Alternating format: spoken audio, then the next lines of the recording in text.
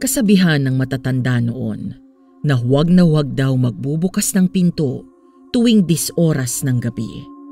Bilin pa nga ng mama ko noong nabubuhay pa siya ay huwag ko itong pagbubuksan sapagkat kukunin nito ang aking kaluluwa at hindi na ako makababalik pa.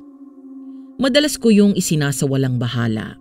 Iniisip ko kasi na siguro isa lamang ito sa mga kwentong pamahiin na ginagamit ng matatanda para takutin ang mga bata. Ngunit iba ang naging karanasan namin ng Ate Trudis ko. Isang gabing malagim na puno ng pangamba at kagimbal-gimbal na pangyayari ang gumising sa akin sa katotohanang hindi lahat ng kwento ay kathang isip. Tawagin niyo na lamang po ako sa pangalang Tolits at nais ko pong ibahagi ang aking storya. Hoy, ako na. Kakausapin ko si Papa. Hindi, ako na. Akong unang kakausap. Ako ang ate mo kaya ako muna. Ano ngayon? Pareho naman tayong anak ni Papa. Aray. Bitawan mo nga yan. Aray. Bitawan mo nga yan. Hoy mga bata, tama na yan. Pinag-aagawan niyo pa ang telepono. Baka sa susunod pati bigas mag-agawan na rin kayo. Si ate po kasi. Siya po ang nauna.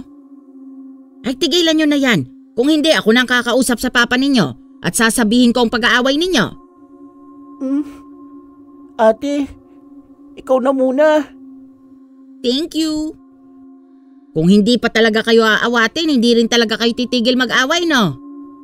10 taon ako ng mga panahong yon. At 1 taon lang ang tanda sa akin ni Ate Trudis. Pero kahit ganoon, parang napakalaki ng pagitan namin. Hindi dahil sa edad, kundi dahil sa ugali. Hindi talaga kami magkasundo. Sabi nga ng mga tiyuhin at tiyahin namin, iba raw kasi kapag laki sa lola. Siguro nga may punto sila. Kasi simula nang mawala si Mama, si Lola Astrid na ang nag-alaga sa amin. 1 taon lang ang lumipas pagkatapos ng pagkawala ni Mama ay nag-abroad na si Papa. Oh, bakit ang tagal niyong sagutin? Kanina pa ako tumatawag ah. Ano po kasi, Papa? Sineremonan po muna kami ni Lola. Ay nako, kayo talagang dalawa. Ay kumusta na kayo dyan? Si Lola Astrid, kumusta rin? Okay naman po si Lola. Medyo sumakit lang daw yung tuhod niya minsan. Pero matalas pa rin siya magbantay, Papa. Kahit malayo, ramdam namin yung tungkod niya. Ewan ko sa inyo. Kumusta naman ang pag-aaral ninyo? Ako po, Papa, mataas ang nakuha kong grade sa exam. Ako rin naman, Papa eh. Hindi nga lang kasing taas ni ate. Nako, kahit anong score pa yan, ang mahalaga, ginawa nyo ang best nyo, ha? Opo, Papa. Opo, Papa. Ayan, ganyan ang gusto ko. Lagi kayong magkasundo, ha? Ay, yun lang po, Papa. Hindi namin may papangako yun. Magkapatid kayong dalawa, kaya dapat magkasundo kayo. Ikaw Trudis, pakanay ka. Kaya dapat ikaw ang laging nagbibigay. Ate, Siya. Pwede ko bang makausap si Lola Astrid nyo? Maibibili lang ako sa kanya. Teka po, Papa. Psst, Tolits, tawagin mo nga si Lola. Bilisan mo. Naku, baka mainit pa ang ulo nun. Ikaw na lang, ate. Tatawagin mo lang eh. Ikaw na. Ikaw ang panganay, di ba? Ano na naman yung pinag-aawayan nyo? Ibigay nyo na kay Lola ninyo ang telepono. La! Si Papa daw po. May bibilin. Aba, siya nga. Mabuti at masasabi ko sa papa ninyo ang pag-uugali ninyo sa isa't isa. Ibinigay na ni Ate Trudis ang telepono kay Lola Astrid at saka kinausap ni Papa si Lola. At pagkatapos noon ay hindi na namin narinig ang pinag-uusapan nilang dalawa. Ate, ano kaya pinag-uusapan nila ni Papa? Baka sinumbong na tayo. Yari tayo nito. Shh! Tumahimik ka nga. Paano kung sinabi na ni Lola lahat? Paano kung pagalitan tayo ni Papa? Maigi nga yun para magtanda ka na. Sigurado ko, kakagalitan ka talaga ni Papa. Ha? Ako? Ikaw kaya nangunguna lagi mga away. Kasing tigas ng ulo mo. Hoy, kayong dalawa, anong pabulong-bulong nyo riyan? Pumunta na nga kayo dito at may sasabihin ako. Opo, Lola. Opo, Lola. Naku, ano na naman to? Naku, yari talaga tayo. Sa susunod na linggo, magje-general cleaning tayo. Ha? Bakit po biglaan? Tapos na po ang Pasko at bagong taon. Wala namang okasyon. Oo nga po, Lola. May dadalaw po ba? May bisita po ba tayo? Aba, kung Pasko at bagong taon lang kayo magje-general cleaning, di ibig sabihin 1 beses lang sa 1 taon maglilinis ng bahay? May punto si Lola. Oo nga naman. Akala mo naman kasi special occasion lang ang paglilinis. O ba tumatawa-tawa pa kayo riyan? Tignan natin kung matatawa pa kayo sa araw ng paglilinis. Opo, Lola. Opo, Lola. Kung sa bagay, tama naman si Lola. Hindi naman tuwing may okasyon lang maglilinis ng bongga ng bahay. Nainis tuloy lalo siya sa mga tanungan namin ni Ate Trudis. Pero kahit parang nagiging monster si Lola sa amin ni Ate, alam naming mahal niya kami at mahal na mahal din namin siya.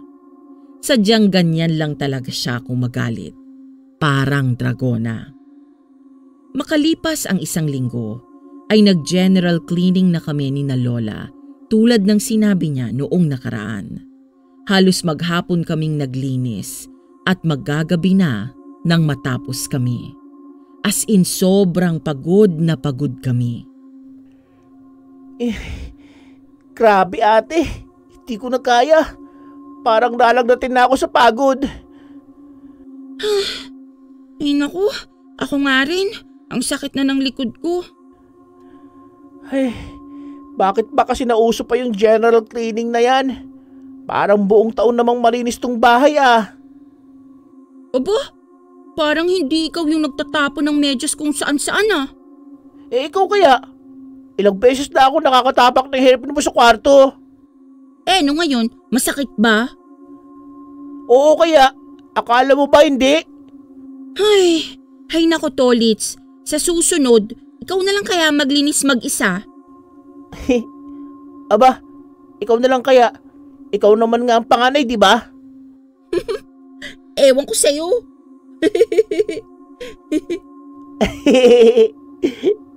Oy, kayong dalawa, tigilan nyo na yung reklamo ninyo. O eto, may dala akong merienda. Uy, merengue! At turon, may juice pa! Akin yan, yung pinakamalaki. Akin na! Ako ang unang kumuha eh. Ha? Oh, bakit parang natahimik ka? Puro wrapper lang pala ito. Wala halos laman. Buti nga sa'yo, ang takaw mo kasi, ikaw pa pumili ng pinakamalaki. Akala mo pag malaki, mas marami ang laman ano? Napangiwi na lang ako habang patuloy silang nagtatawanan. Pero hindi ko rin mapigilang matawa sa sarili ko. O pagkatapos ninyong kumain dyan, iligpit nyo na yan at magpahinga na rin kayo. Nagluluto pa ako ng hapunan natin. Tatawagin ko na lang kayo kapag luto na, ha? Lola, bakit po ang late yung nagluto? Ay nako, ang tagal kasing ma-defrost ng karne na nilabas ko sa ref. Akala ko nga hindi naaaabot eh. La, baka naman po kasi para sa piyesta yung nilabas yung karne kaya ang tagal matunaw. Aba, ang bibig mo, Trudis, ha? Gusto mong ikaw na magluto? Ay, hindi po. Kayo na po. Naku, buti na lang la. Kung si ate magluluto, baka di natin maabuti ng hapunan. Kasi sigurado akong mauubos niya. Pagkatapos naming kumain, ay niligpit na namin ni ate ang aming pinagkainan. Naglinis na kaming dalawa ng katawan at dumiretso sa aming silid. Magkasama pa kasi kami noon ni ate sa iisang kwarto dahil natatakot pa kaming pareho na mag-isa sa bukod na kwarto lang. Pumayag naman si Papa dahil bata pa naman daw kami ng mga panahong yun. At magkahiwalay naman ang aming kama na halos 2 dipa ang layo. Habang nagpapahinga ay tumawag na si Lola. Luto na daw ang hapunan at kakain na daw. At nang matapos na ang aming hapunan, ay kami na ang naghugas ng mga pinagkainan at pinagpahinga na namin si Lola. Pagkatapos maghugas, ay nagtungo na kami ng aming kwarto. Pero dahil parang naparami ang aming nakain ni Ate Trudis, ay hindi kami kaagad nakatulog.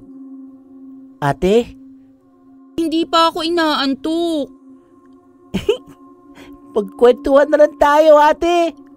Ewan ko sa'yo. Ano naman ang pagkukwentuhan natin?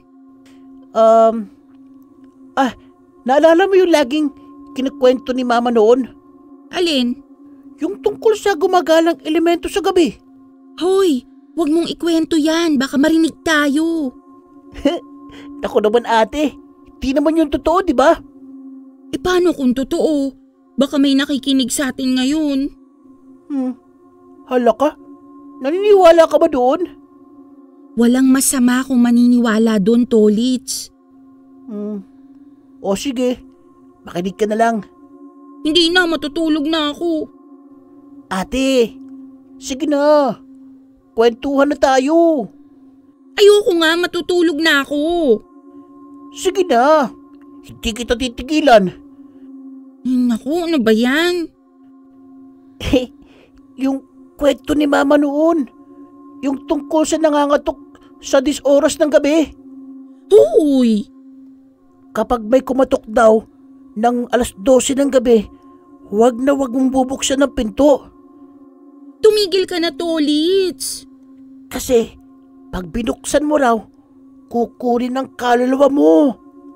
Huy, tigil na. Baka may makarinig pa. Paano kung may kumatok mamaya?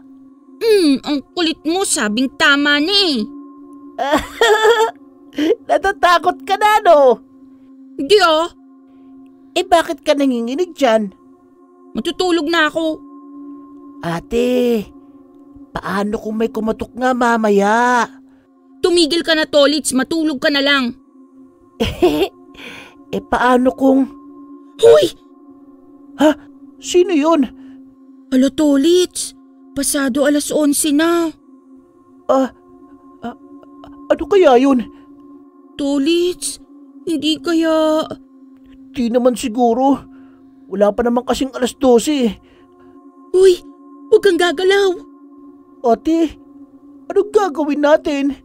Bahala na si Lola. Paano kung... Hala ka, Tolits. Baka siya na yun. Ate, hawakan mo kamay ko. Huwag kang bibitaw. Kapwa kami hindi makagalaw sa sobrang kaba. Nakatitig lang sa pinto ng kwarto at naghihintay kung ano ang susunod na mangyayari. Nang biglang nag-brown out. Ay! Hala ka, bakit biglang nag-brown out? Ate, ano gagawin natin? Ewan ko.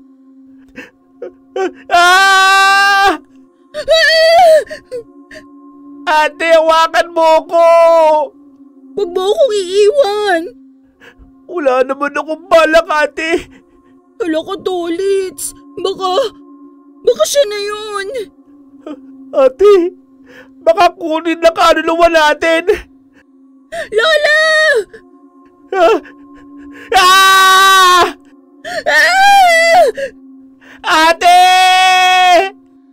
ka, Tolits. Baka may tao sa pinto. Hindi ako tumitingin! Huwag kang gagalaw. Baka kunin tayo. Ayoko pa! Kasabay ng kidlat ay lumitaw ang isang anino sa may pinto. Isang matangkad at nakakatakot na figura. Napahigpit lalo ang yakapan namin ni Ate Trudis at parehong hindi makasigaw sa takot. Ang lamig ng hangin na parang may dumaan sa kwarto namin. At ang figura sa pinto, nakatayo lang doon. Hindi gumagalaw. Hindi nagsasalita. Nakatitig lamang. Oh, ano na namang sigawan to? Ah! Ay! Lola? Akala ninyo ano? Espiritu? Mukha kasing bruhang mangkukulam, Lola eh. Lola, ang gulo-gulo po kasi ng buhok nyo. Para kayong sumanib sa hangin. Aba, kayong mga bata kayo ha? Puro kayo kalokohan. Ang iingay ninyo. Akala ko kung napano na kayo. Eh kasi po, biglang nag-brownout tapos may kumakatok pa. Tapos may doorbell pa, Lola. Hindi ba kayo yun? Bakit naman ako? Ang sarap ng tulog ko. Kanina pa yung nagdo-doorbell, hindi nyo man lang pinagbuksan. Natakot po kami, Lola. Natakot po kami, Lola. Oo nga po. Sabi ni Mama noon may gumagala daw pag 10 oras ng gabi at nangangatok. Ay, ang dami-dami ninyong nalalaman. Mga takot kayo sa multo pero hindi kayo takot sa kalat sa kwarto ninyo. Lola naman. Abay ang nagdo-doorbell, mag-asawa pala. Mga kaibigan ng papa ninyo. Dito muna sila mamamalagi ng 1 linggo. Ha? Sino po sila? Ha? Sino po sila? Pwede po bang makita, Lola? Bukas na. Nagpapahinga na sila. Oy hala, matulog na kayo. At baka hindi lang kaluluwa nyo ang kunin. Baka pati pasensya ko. La, magsuklay ka naman minsan. Ano? Para hindi kayo nakakatakot sa dilim. Para kasi kayong nangunguha ng kaluluwa eh. Tolits, grabe ka kay Lola. Gusto mong ikaw ang kunin ng hanger ko? Aray, joke lang la. Biro lang. Matulog na kayo. Bago ko pa kayo mapalo. At linisin nyo yung kalat ninyo bukas ha? Ang sama mo kay Lola, Tolits ha? Kasi naman ate, nakakatakot talaga siya sa dilim eh. Napanatag naman kami ni Ate Trudis ng gabing yon dahil mali pala talaga ang iniisip namin. Napasarap tuloy kami ng tulog kaya tinanghali na kami ng gising. Nagising lang ako dahil nakaramdam ako ng tawag ng kalikasan. At nagulat ako dahil 10:00 na pala ng umaga. Grabe. Naiihi na ako. Nakita ko ang digital clock sa mesa ko at napamulagat ako. Ha? 10:00 na? Naku, yari. Tinanghali na kami ng gising ni Ate Trudis. Patay. Siguradong sermon na naman to kay Lola. Ate Trudis, gising na. 10:00 na. 5 minuto pa. Hoy, 10:00 na nga sabi. Papagalitan na tayo ni Lola. Ha? 10:00 na? Oo, bilis na. Baka maubusan na tayo ng almusal. Naghilamos na kami ni Ate Trudis at dumiretso na sa may salas upang kumain. Nagulat kami dahil nag-aasikaso pa lang si Lola ng almusal at mukhang maganda ang mood. Natatakot pa naman kami na baka pagalitan kami ni Lola dahil hindi niya kami sinanay na magising ng tanghali kahit walang pasok. Oh, gising na rin ang mga batang nerbyoso. Good morning. Good morning po, Lola. Lola, sorry po. Tanghali na namin nagising eh. Ay nako, okay lang. Alam ko namang napuyat kayo kagabi sa kadadaldal at katatakot sa mga sarili ninyong multo. Si Tolits po kasi, kinukulit ako tungkol sa kwento ni Mama. Aba, ako na naman. Ikaw kaya yung unang natakot? Oo, tama na yan. Tsaka ako rin naman tinanghali ng gising, kaya patas lang tayo. O halina kayo rito. Kumain na kayo ng almusal bago pa lumamig ito. Sandali lang at tatawagin ko mga bisita natin, ha? Ay, ayan. Narito na pala sila. Mga apo, gusto kong ipakilala sa inyo sina Abner at Nancy. Magandang umaga mga bata. Ay, kumusta kayo? Ang cute nyo palang magkapatid. Ang laki nyo na. Sigurado akong proud na proud sa inyo si August. Hello po. Ako po si Trudis. Hello po, Tito Abner, Tita Nancy. Ako naman po si Tolits. Mga kaibigan sila ng papa ninyo sa Saudi. Dito muna sila mamamalagi ng 1 linggo. Kaya siguraduhin yung magiging mabait kayo, ha? Opo, Lola. Opo, Lola. O siya, kumain na tayo. Kumain lang kayo ng mabuti, ha? Huwag kayong mahihiya. Salamat po, Lola Astrid. Ang sarap po ng luto nyo. Parang lutong bahay sa probinsya. Oo nga po, ang sarap ng kalderetang baka. Baka si Lola yan. Walang tatalo sa luto niya. Pero ako na ang susunod na magaling magluto kay Lola. Kasi minsan tinuturuan niya ako eh. Sabi mo lang yan.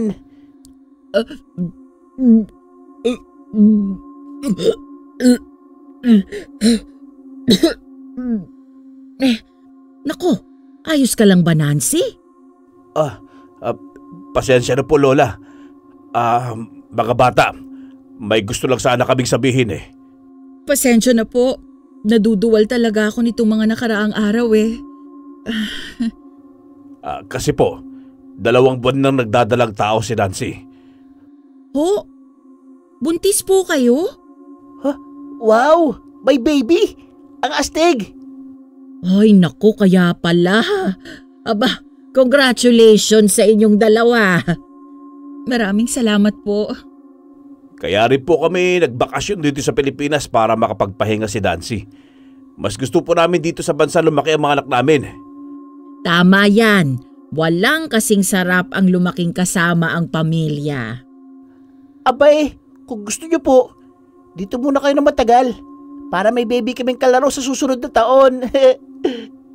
Sa kabila ng lahat ng kasiyahan namin at mga pagbibiro ko, ay may kung anong hindi ko maipaliwanag na pakiramdam ang bumabalot sa akin.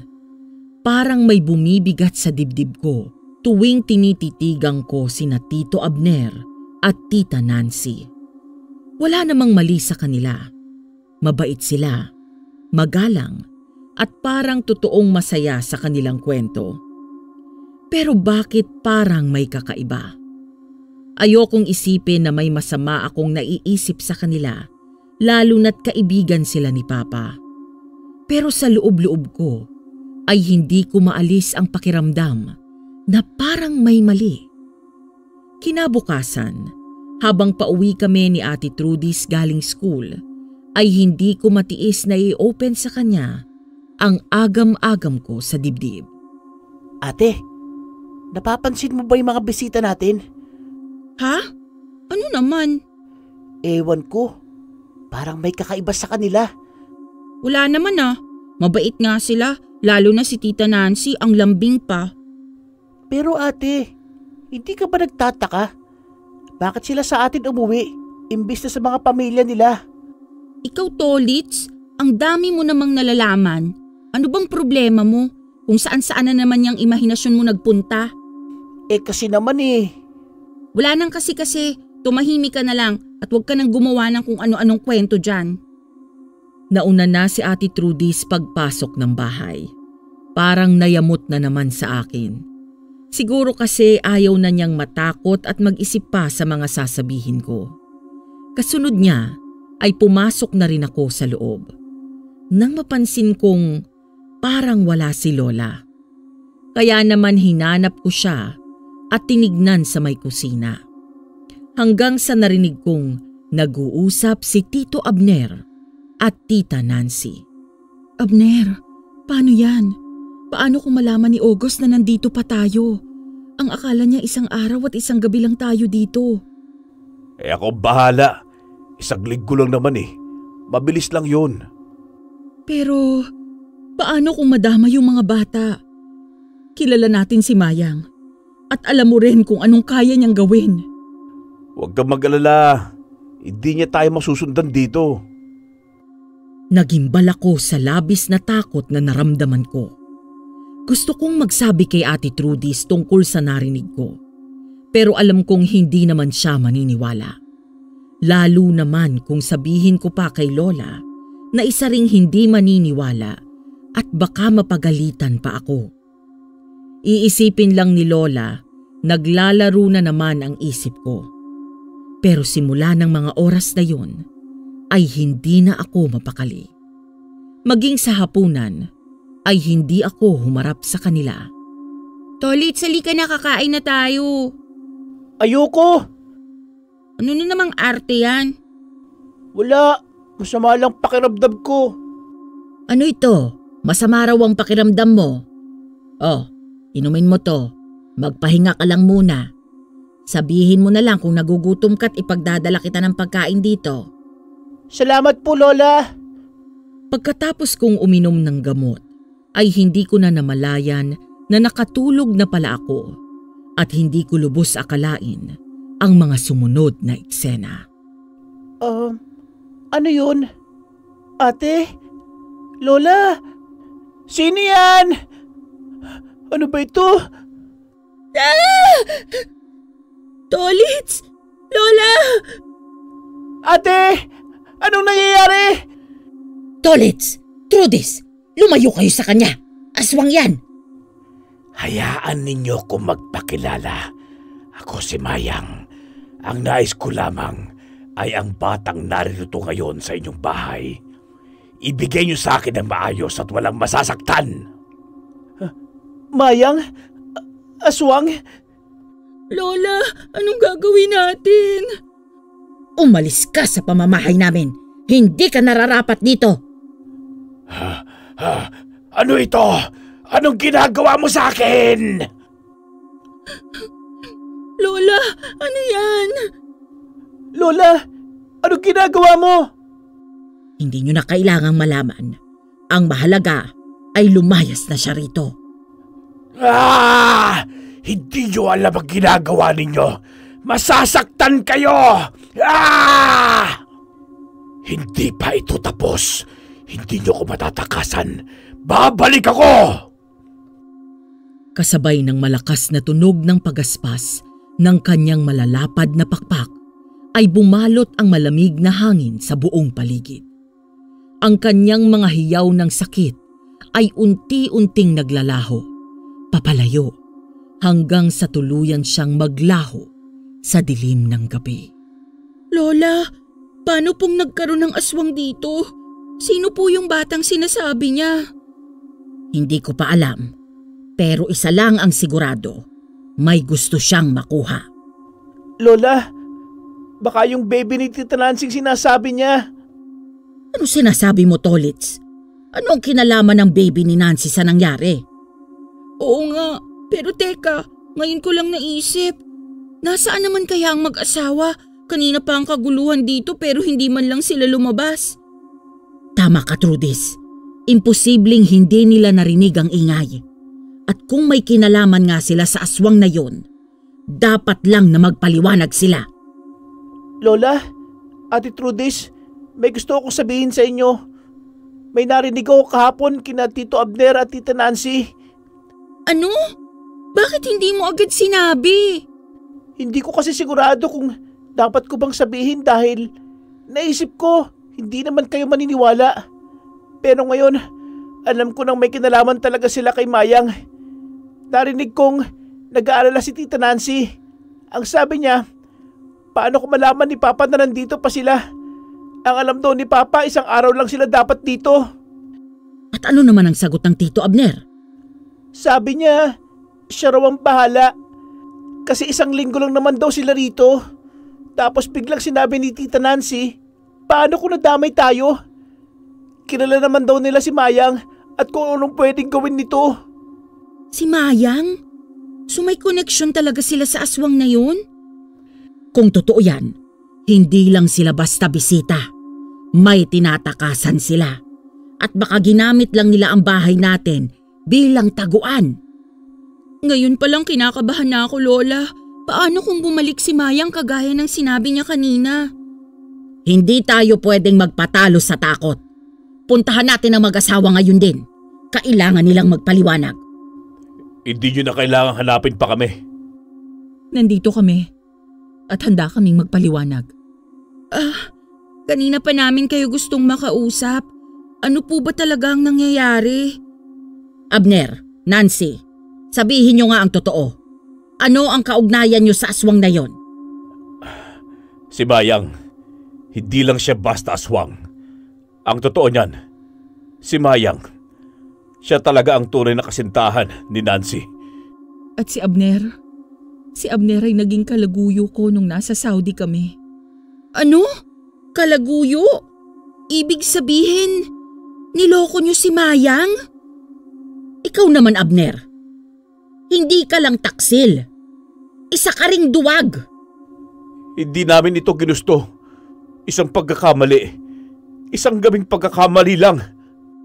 Pero nang malaman kong nagdadalang tao ako, wala na kaming nagawa kundi umuwi ng Pilipinas. Bawal ito sa kumpanya namin, lalong-lalo na sa Saudi.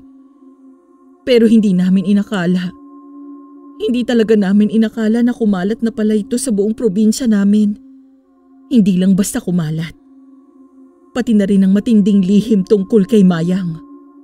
Si Mayang, may tinatago siyang lihim na hindi ko alam noon. Isa pala siyang aswang. Lola, ano pong gagawin natin ngayon? Lola, Tolits, paalisin na lang natin sila para wala nang bumalik na aswang dito sa bahay natin. Wag! Parang awa niyo na. Huwag niyo kaming paalisin. Wala na kaming ibang mapupuntahan. Tulungan niyo kami, Lola Astrid. Nagmamakaawa po ako. Totoo, nagkamali kami. Alam naming hindi ito madali pero kailangan namin ng tulong. Alam kong sa mata ng Diyos at sa mata ng tao, isang malaking kasalanan ang ginawa ko. Pero hindi ko hahayaang mapahamak ang anak ko. Sa labas ay umulan ng malakas. Para bang ang langit mismo ay nakikisali sa bigat ng aming sitwasyon. Wala ni isa sa amin ang agad na nakapagsalita. Ramdam ang tensyon sa loob ng bahay. Isang desisyong hindi basta-basta dapat gawin. Alang-alang sa bata. Sige, tutulungan ko kayo. Maraming salamat po. Hindi niyo po alam kung gaano ito kahalaga sa amin. Lola, hindi po namin alam kung paano namin kayo pasasalamatan. Lola, paano niyo naman gagawin yan? Matanda na kayo. Paano kayo lalaban sa isang aswang? Hoy, ate! Kanina lang, nakita mo naman kung paano pinalayas ni Lola ang aswang, di ba? Kaya wag mo matanong-tanong sa kanya kung paano niya gagawin yon. Kasi naman, Tolits, iba na yung laban kanina. Hindi natin alam kung anong gagawin pa ni Mayang kapag bumalik siya. Kaya nga hindi natin hahayaang bumalik pa siya ng basta-basta. Kailangan nating maghanda. Paano po ang gagawin natin, La? May isang bagay akong hindi pa nasasabi sa inyo. Dati akong antingera. Marami akong alam tungkol sa mga aswang at kung paano sila labanan. Antingero kay Lola? Kaya pala alam mo kung paano paalisin ang aswang. Pero bakit ngayon nyo lang po ito sinabi, Lola? Dahil matagal ko nang itinigil ang pagiging antingera mula nang mawala ang lolo ninyo. Hindi ko na balak pang bumalik sa mundong yon.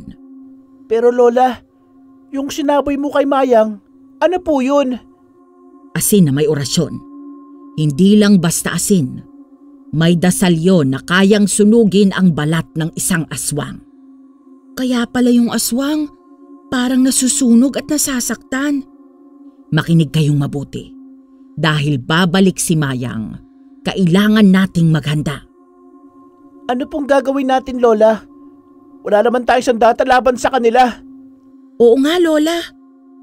May paraan. Kailangan nating protektahan ang buong bahay. Simula ngayon, maglalagay tayo ng bawang at asin sa bawat bintana at pintuan.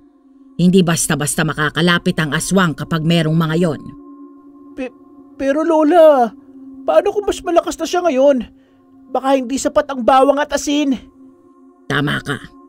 Kaya lang hindi lang yon ang gagawin natin. Kailangan din nating gumamit ng langis ng nyog na may dahon ng alugbati. Ihahalo natin sa kandila at sisindihan tuwing gabi. Ang usok nun ay hindi nila matitiis. Grabe Lola, hindi ko akalaing ganito kahirap labanan ang mga aswang. Hindi pa yan ang lahat. Kailangan din nating magkaroon ng matalim na itak na binindisyonan ng dasal. Kung sakaling umabot sa sagupaan, yun lang ang maaaring tumapos sa kanila. Lola, sino ang gagamit ng itak? Ikaw, Tolits. Ako po? Ay naku Lola, sigurado ka ba? Baka masugatan lang ni Tolits ang sarili niya imbis na ang aswang. Kailangan niyang matuto. Hindi na tayo bata para umasa lang sa dasal at bawang. Dapat, handa tayong lumaban. Sige Lola, kung yun ang kailangan para maprotektahan tayong lahat, gagawin ko po. Tolits, halika rito. Lumapit ako at inabot ni Lola ang isang kwintas na may nakasabit na maliit at matandang bato na parang may nakaukit dito. Ano po to Lola? Anting-anting ko ito noon. Matagal ko nang hindi ginagamit. Pero ngayon, ikaw ang higit na nangangailangan nito. Hala Lola, sigurado po ba kayo dyan? Parang delikado yan ah. Lola, ano pong ginagawa ng anting-anting na ito? Hindi ito basta-basta kwintas, Tolits. Ito ay proteksyon laban sa masasamang nilalang, lalo na sa aswang. Hanggat suot mo ito, hindi ka basta-basta matutunto ni Mayang. Hindi niya malalasahan ang dugo mo. Hindi ka niya maaamoy. Talaga Lola? Ibig sabihin, ligtas po ako? Hindi ganon kasimple. Ligtas ka pero hindi ibig sabihin ay hindi ka niya kayang saktan. Ang anting-anting na ito ay pananggalang. Pero hindi ito kalasag na walang butas. Kung matutuklasan niyang may dala kang ganito, maaaring humanap siya ng ibang paraan para makuha ka. Lola, bakit siya pa? Bakit hindi na lang ikaw ang gumamit niyan? Dahil sa kanyang dugo, Trudis. Bata pa si Tolits, sariwa ang dugo niya. Mas mainam na protektado siya dahil bukod sa batang pakay niya kay Nancy, ay siya ang mas madaling maging target. Hindi lang ito proteksyon, Tolits. May kakayahan din ito. Kapag dumating ang oras na wala ka nang matakbuhan, hawakan mo ang kwintas. Magkakaroon ka ng lakas na mas mabilis, mas matibay kaysa dati. Sinimulan na naming maghanda para sa posibleng pagbabalik ni Mayang. Kahit kinakabahan, ay wala kaming ibang pagpipilian kundi ang sumunod kay Lola Astrid. Kumuha siya ng mga bote ng asin at bawang mula sa lumang baul, saka ito ipinamahagi sa amin. Pinahiran niya rin ng langis ang mga bintana at pintuan, sabay dasal ng mahihinang orasyon na hindi ko maintindihan. Si Ate Trudis naman ay abala sa paglalagay ng bawang sa bawat sulok ng bahay, habang si Abner at Nancy ay tahimik na nagmamasid. Halatang balisa sa nangyayari. Ako naman ay hindi ko maiwasang muling hawakan ang kwintas na ibinigay sa akin ni Lola. May kung anong init na bumabalot sa katawan ko tuwing nadadampian ko ito. Hindi ko alam kung takot ba o kapanatagan ang nararamdaman ko. Habang palalim na ang gabi, ay lalong bumibigat ang pakiramdam sa loob ng bahay. Sa kalagitnaan ng aming pagiging abala sa paghahanda, ay may tumalon na pusang itim mula sa bintana at bumagsak sa sahig ng may matinis na tunog. Ay, ano yun? Pusa lang yan, Tolits, wag kang ang OA. Hindi basta pusa yan. Anong ibig mong sabihin, Lola? Huwag niyong sabihin. Hindi niyo ba nararamdaman? May ibang enerhiya ang hayop na to. Hindi ito ordinaryong pusa. Lola, si Mayang ba yan? Ano pong gagawin natin, Lola? Oras na makita natin ang totoo mong anyo. Lola, sigurado ka ba dyan? Pusa lang yan eh. Tolits, huwag kang maingay. Hayaan mo si Lola. Lola, anong gagawin mo? May masamang pakiramdam ako rito. Itinaas ni Lola ang tela at marahang inalog sa ere.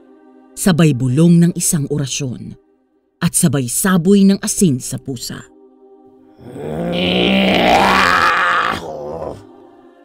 Nagtalsikan ang mga balahibo ng pusa at nangisay ito sa sahig.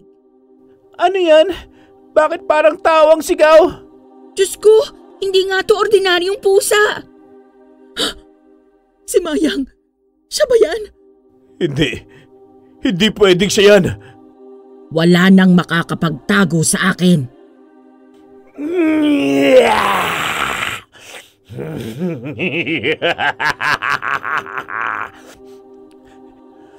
Unti-unting lumalaki ang katawan ng pusa.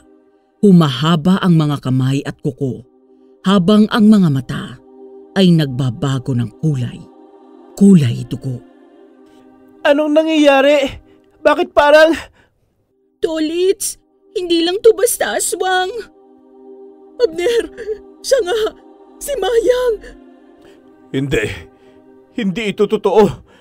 Hindi siya dapat nandito. Ngayon ay ganap ng aswang si Mayang.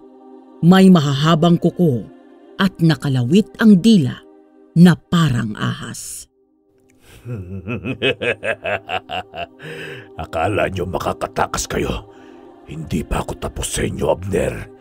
At ikaw, Nancy, ang anak mo ay akin. Hindi ka nararapat dito, Mayang. Umalis ka! Sumpahin kayong lahat! Lola, anong gagawin natin? Lola, hindi natin siya kayang labanan ng ganito lang. Mayang, maawa ka. Huwag mo kaming saktan. Lalo na ang anak ko. Wala akong pakialam. Ang anak mo ay dugo ng taksil. Akin siya. Hindi mo siya makukuha, Mayang.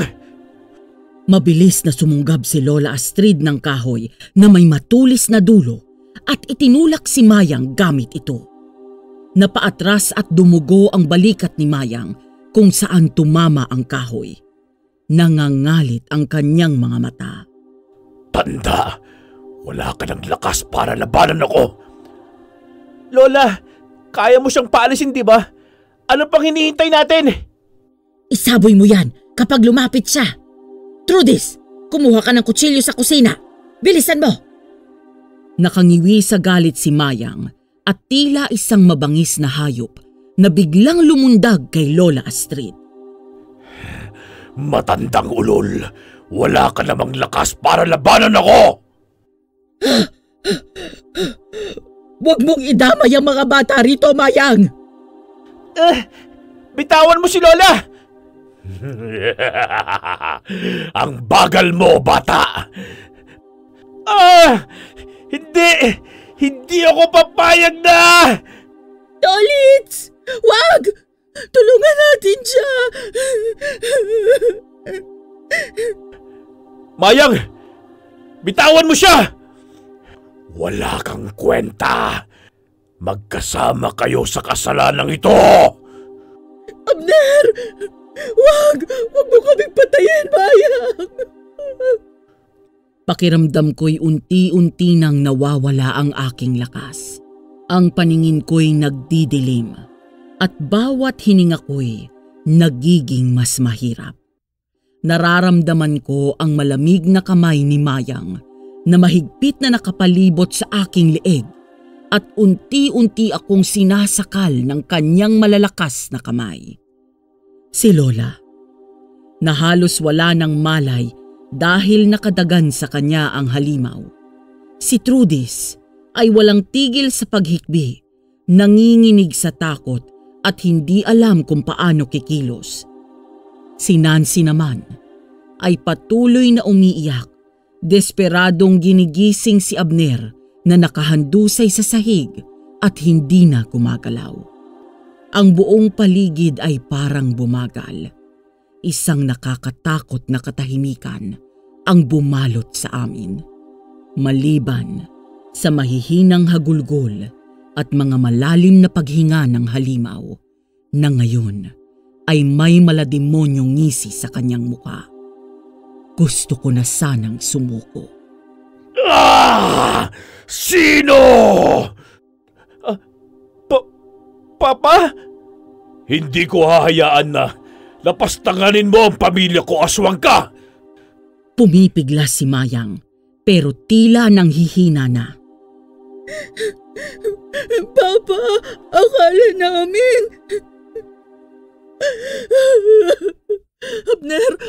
Abner, gumising ka. May pag-asa pa tayo. Samantala ay isang malakas na hinga ang binitiwan ko ng tuluyang mabitawan ni Mayang. Napahawak ako sa liig ko at habol ang paghinga.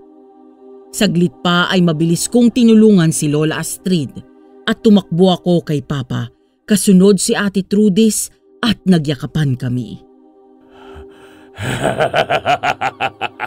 Akala nyo'y tapos na? Hindi nyo ako basta-basta matatalo. Kung talagang gusto mong matapos ito, sige, subukan mong lumapit pa. Pero hindi ko hayaang saktan mo pa ang pamilya ko. Hindi ako aalis nang hindi nakukuha ang sa akin. Wala kang makukuha dito. Halimaw ka. Hindi ko hahayaang kunin mo ang anak ko. Isang matalim na sigaw ang pinakawalan ni Mayang. Kasabay ng biglaang pagbilis ng kilos niya. Sa isang iglap, nakatalon siya sa dingding at gumapang sa kisame na parang isang gutom na hayop. Ang kanyang matatalas na kuko ay humahagod sa kahoy at nagiiwan ng malalalim na gasgas. Talagang walang aalis. Dahil tatapusin na natin ito. Papa! Nasa likod mo! Napalingon si Papa, pero huli na. Si Mayang nakangisi, naglalaway at handa nang sumunggab sa kanya. Mabilis itong sumugod, matatalim ang kuko at nakahandang humiwa ng laman. Papa! Ilag! Sa huling segundo ay mabilis na umilag si Papa at halos dumaplis ang matutulis na kuko ni Mayang sa kanyang muka. Isang malakas na hampas ng itak ang sinagot niya. Tumama ito sa braso ng aswang. Isang malalim na hiwa ang lumitaw. Dumugo agad, pero sa halip na umatras ay lalo lamang itong nagalit. Akala mo ba'y kaya mo ko patayin? Ngayon, patutunayan ko sa inyo, walang makakatapos sa akin. Gusto mong labanan ako? Subukan mo! Muling sumugod si Mayang na ngayon ay mas mabangis. Gumalaw siya ng napakabilis na halos hindi na namin masundan. Isang mabilis na suntok ang ibinigay niya kay Papa na napaurong ng ilang hakbang. Napabagsak si Papa sa gilid. Hawak ang dumurugong bisig. Bago pa muling sumugod si Mayang, ay ako naman ang mabilis na sumugod sa kanya at hawak ng mahigpit ang patalim. Hindi mo kami matatalo! Halimaw ka! Isang mabilis na saksak ang inasinta ko sa kanyang tagiliran. Pero biglang bumalikwas si Mayang. Isang mabilis at malakas na sipa ang tumama sa dibdib ko. Tolits! Masyado kang makulit, bata. Pero tapos na ang laro mo. Dahan-dahan siyang yumuko at nakahanda ng sugurin ako. Wala akong magawa. Ang katawan ko'y nananakit. May dugo sa labi ko at nanginginig ako sa sakit at takot. Hindi mo na kami masasaktan pa. Hindi mo na makukuha si Nancy. Abner, tumayo ka.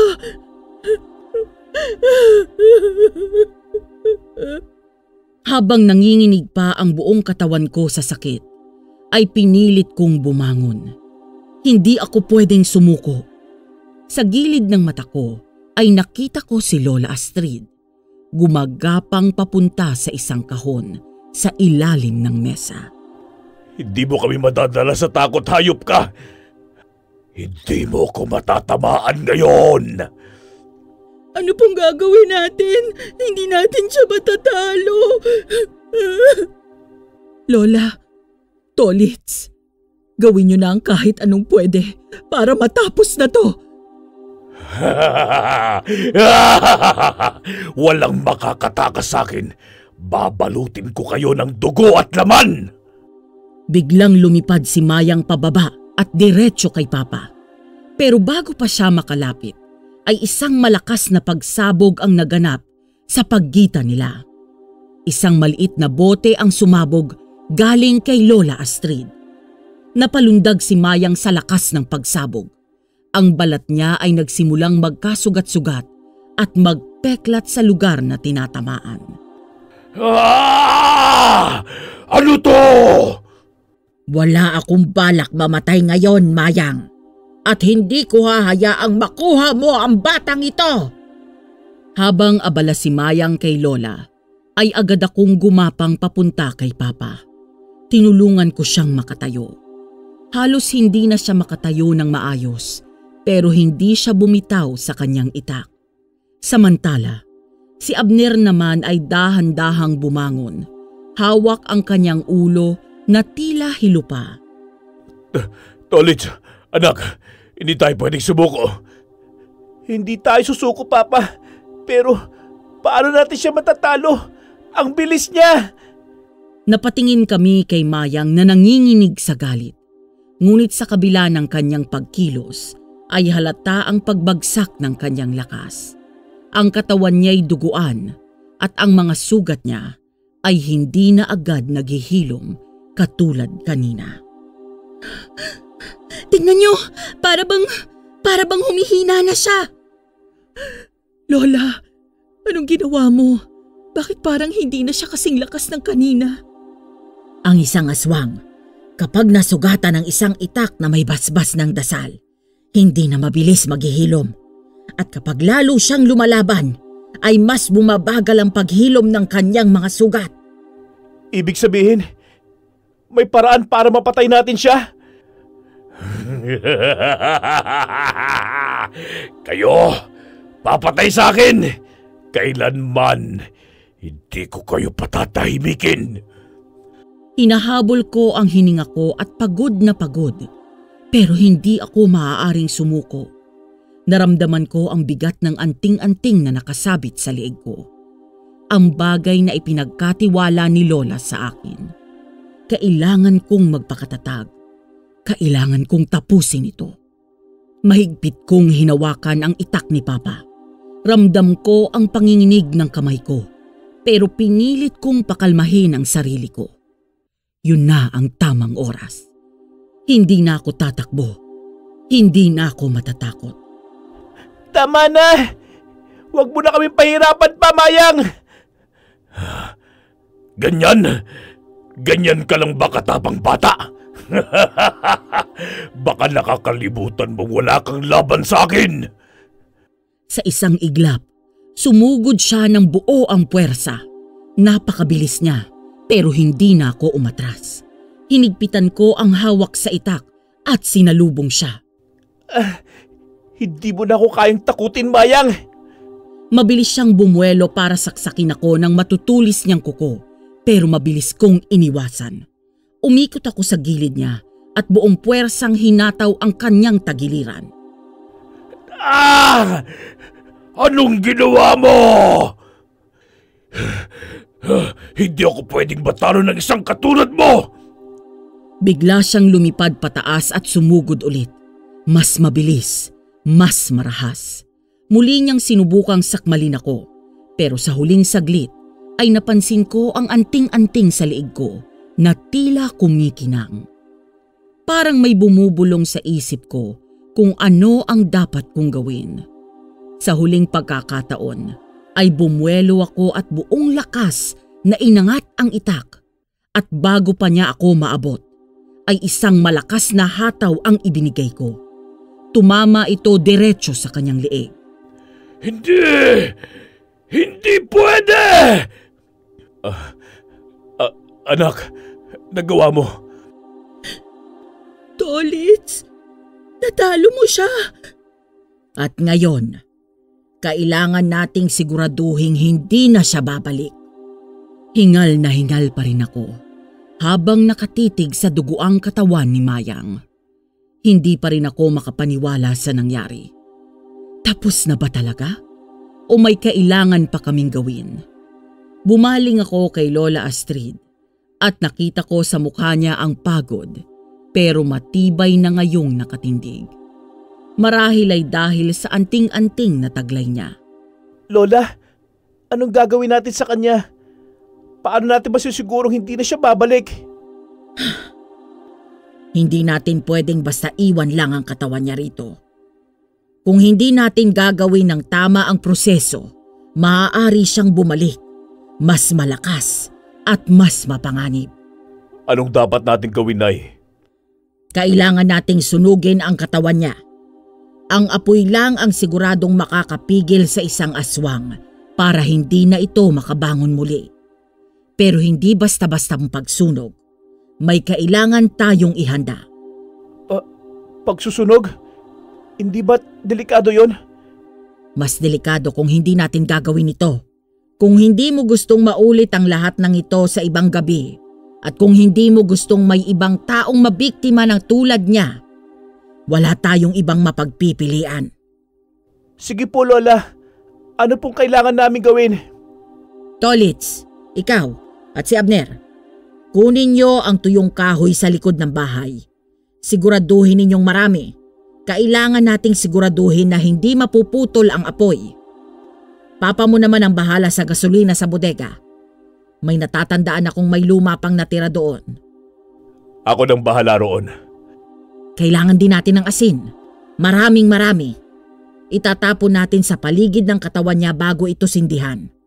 At habang nasusunog ang katawan niya, dapat tayong manatili sa paligid at siguraduhin hindi na siya muling babangon. Ganun ba? Sige, gagawin namin. Sige, tayo na po, Tito Abner. Bilisan po natin. Kailangan nating tapusin to bago pa siya muling mabuhay. Oo, sana may sapat pa tayong kahoy sa likod ng bahay. Ako naman sa gasolina. Sana'y sapat ang natitira pa sa bodega. Magmadali kayo. Hindi natin pwedeng hayaang manatili ang katawan niya ng matagal. Mabilis naming tinungo ang mga kanya-kanyang gawain. Ako, kinuha ko agad ang asin sa kusina. Isang malaking garapon na nakatago sa itaas ng estante. Si Tito Abner naman ay agad na bumalik na may dala na ngang tuyong kahoy. Si Papa naman ay dumiretso sa bodega at pagbalik ay may dalang lumang lalagyan ng gasolina. Mabilis na kinuha ni Papa ang posporo mula sa kanyang bulsa. Sinindihan ito at walang pag-aalinlangan na inihulog sa katawan ni Mayang. Agad na lumiyab ang apoy at sa isang iglap ay nagsimulang pumalag at magwala ang katawan ng aswang. Kitang-kita ko kung paano ito nagpupumiglas. Ang mga kamay niya'y pilit na inaabot ang lupa na tila may hinahanap na mahawakan. Napangiwi siya sa sakit. Ang balat niya'y unti-unting natutuklap. Lumilitaw ang itim at sunog na laman sa ilalim. Narinig ko ang mahihinang ungol na unti-unting naging hiyaw ng galit at paghihirap. Hindi ko alam kung guni-guni ko lamang, pero parang sumisigaw ang apoy, kasabay ng sigaw ni Mayang. Kailangan nating tapusin ito ngayon. Papa, bilisan mo po. Baka mabuhay pa siya ulit. Hindi na siya dapat magkaroon ng pagkakataong bumalik. Sunugin mo na, anak. Wala ka ng kawala, aswang ka. Hindi! Hindi ito maaari! Hindi niyo ito pwede gawin sa akin! Nagwawala pa rin siya kahit naglalagablab na. Tapusin niyo na siya. Ayokong bumalik pa siya. Wala na siyang magagawa. Ang apoy ang siyang huhusga sa kanya. Hindi na siya babalik. Hindi na niya tayo gagambalain ulit. Lahat kami nakamasid at hindi makapaniwala habang ang katawan niya ay patuloy na nilalamon ng apoy. At hindi nagtagal, ang malakas na pagwawala ni Mayang ay humina hanggang sa tuluyang lamunin ng apoy ang kanyang anyo. Wala nang natira kung hindi abo. Sa wakas ay natapos na ang lahat. Nanghina ang mga tuhod ko at napaupo sa lupa at habol ang hininga. Si Lola Astrid ay lumapit sa akin. Hinawakan ako sa balikat at walang salitang niyakap ako. Ramdam ko ang init ng yakap niya. Hindi lang sa pagod, kundi sa tuwa at pasasalamat na ligtas na kaming lahat.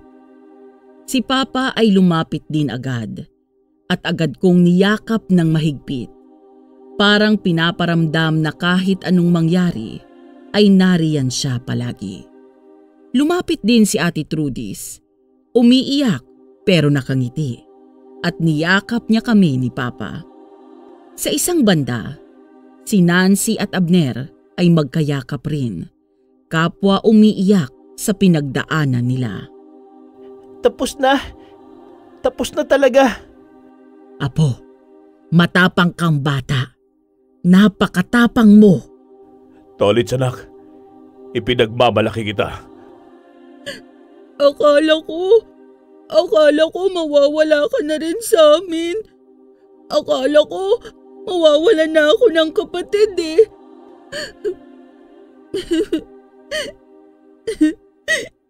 Hindi kita iiwan, ate. Wala nang makakapanakit sa atin. Tsaka, hindi pwedeng walang mga asar sa'yo, no? Tapos na ang lahat. Salamat sa Diyos. Nancy, patawarin mo ako sa lahat. Pangako hindi kita pababayaan. Lalong-lalo na magiging anak natin. Hindi ko alam ang gagawin ko kung nawala ka. Hindi ko alam. At sa inyo, Lola Astrid, August, at mga bata, maraming salamat sa inyo. Nagpapasalamat din ako. Kung hindi dahil sa inyo, ay hindi natin matatalo si Mayang. Salamat sa iyo, Tolits. Utang namin ang buhay namin sa iyo. Wala po yun, Tito Abner, Tita Nancy.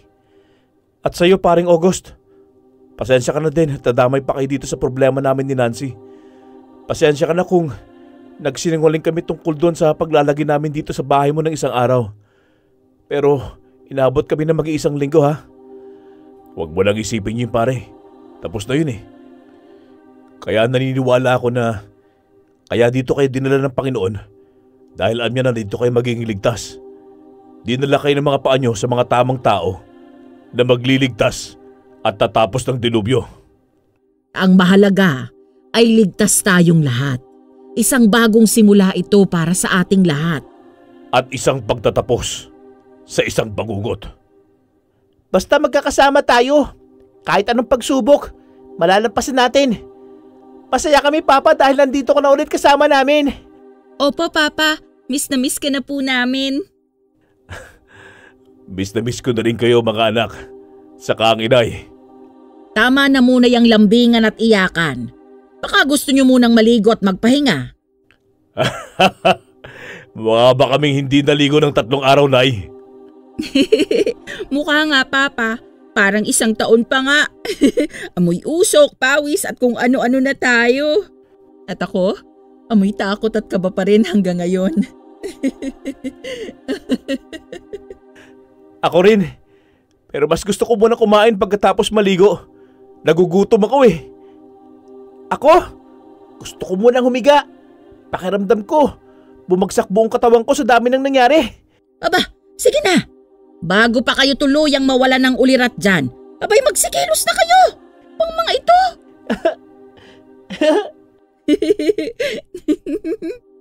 Sa paglipas ng mga taon ay unti-unting bumalik sa normal ang aming buhay.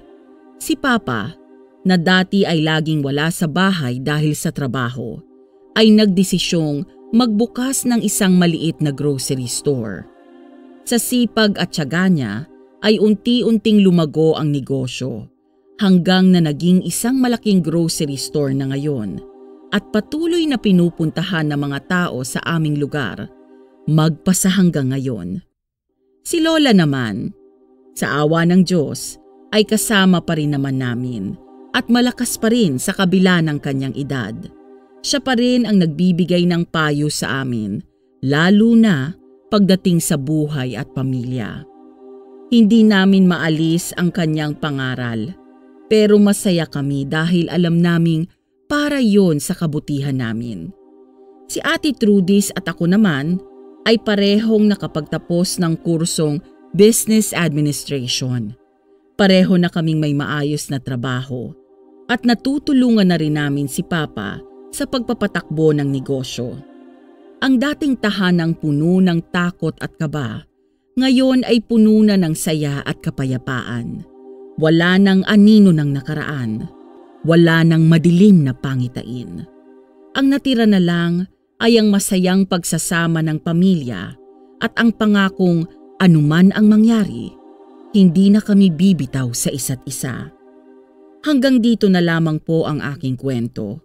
Maraming salamat po sa pag-ere nito at God bless po sa mga channel ninyo. Lubos na gumagalang, Tolits.